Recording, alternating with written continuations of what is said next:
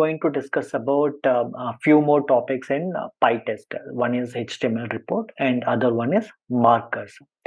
By default, PyTest provides a HTML report. In case if you don't like that default HTML report, you can able to install PyTest HTML reporter plugin. Okay, so you can take this one, you can take this command and click on the terminal. Okay, and then copy this command and run it to install the PyTest HTML reporter. So this is one approach of installing the plugin, and other approaches you can go to preferences if it is Mac, otherwise you can go to settings if it is Windows, and select the project, and inside that Python interpreter, and then click on the plus button and copy the plugin. Okay, so and then choose specify version and then install package. So it is already installed, that's why the button is not enabled. For you it will be shown as enabled. So once it is installed, okay, you can able to generate the HTML report for the test that you have executed. Okay, so let me create one test, new Python file. You can say PyTest demo HTML report. So copy the code and you can run this.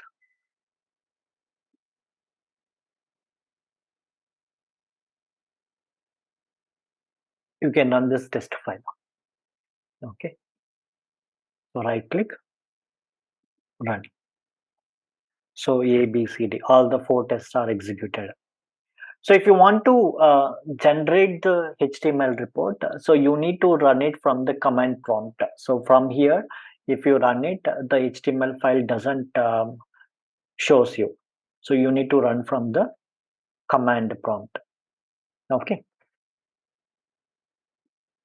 So create the existing messages. You have to say PyTest, the file that you wanted to execute. So I want to execute PyTest demo HTML report.py. So you can copy this file name, refactor rename, which will allow you to copy the file name. Okay, and then you need to add certain options. Let me show you those options.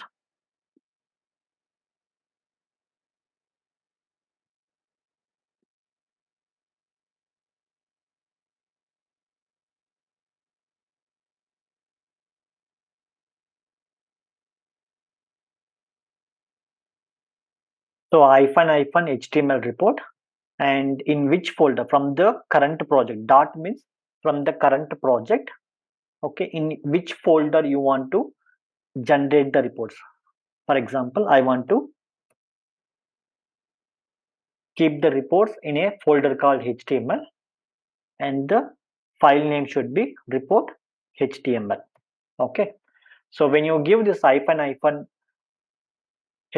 report, so it will ask you to mention the folder where you wanted to store your reports. So in the current project, create HTML folder. Inside that, create report underscore HTML.html. This is the file which is going to be created. Okay, so let me run this command. Okay, you can see 4 passed, and here you can also see that there is a HTML folder inside that report underscore HTML. You can open this in a browser because it's a HTML file. You can see there are 4 test cases which has been executed. Everything has passed, so 100% is passed. So let's run the same code.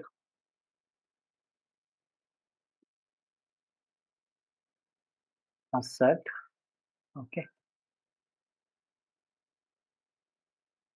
and equal to 11. Okay, obviously this test will fail.